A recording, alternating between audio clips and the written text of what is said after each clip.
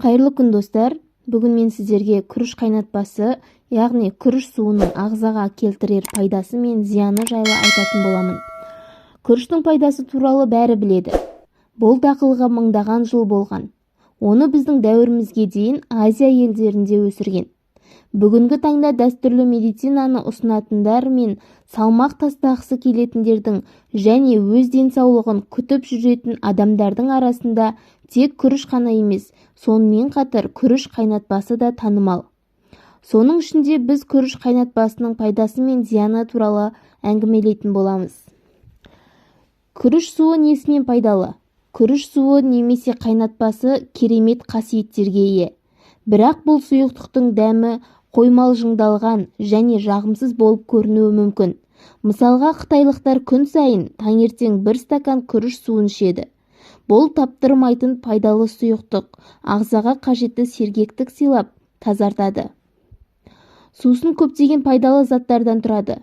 Минералдардан, В, Е, С тобындағы витаминдерден, ағзаның шырышты қабығын орап емдейтін ұлпадан тұрады. Сондай-ақ күріш суының пайдалы қасиеттері бар.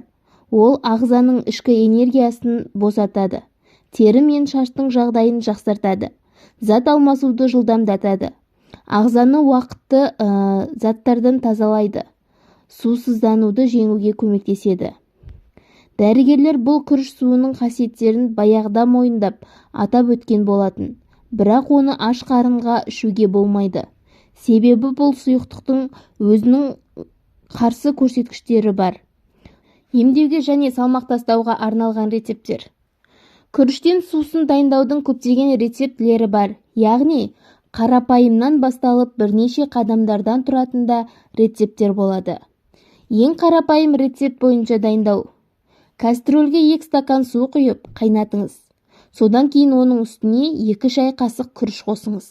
Бұны шамамен 40 минут қайнатыңыз. Сосын қайнатпаны суытып сүзіңіз.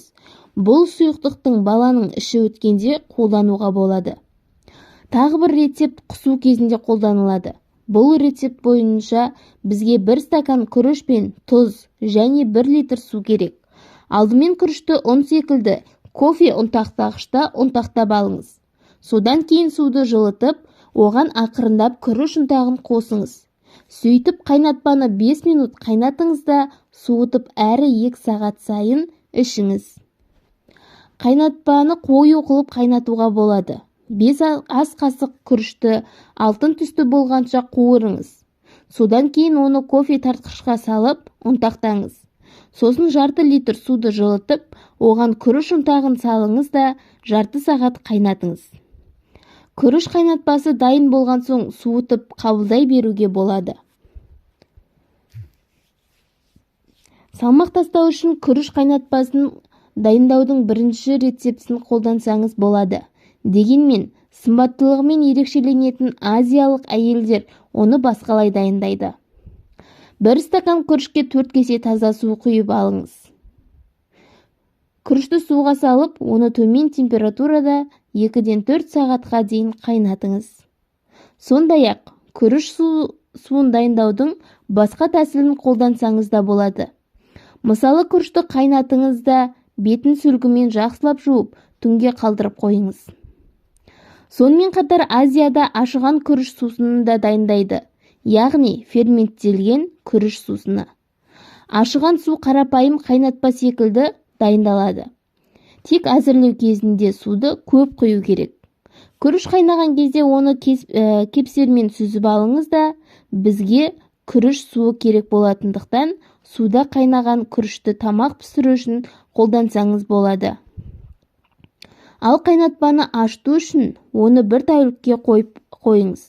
Содан кейін ашыту процесінде тоқтату үшін сусындай қайтадан қайнатыңыз.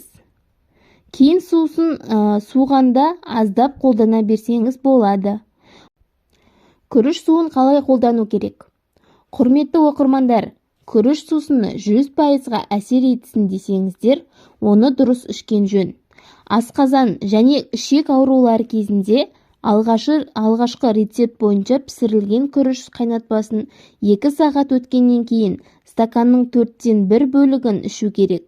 Бұл сусынды сирек немесе жиі ішуге болмайды.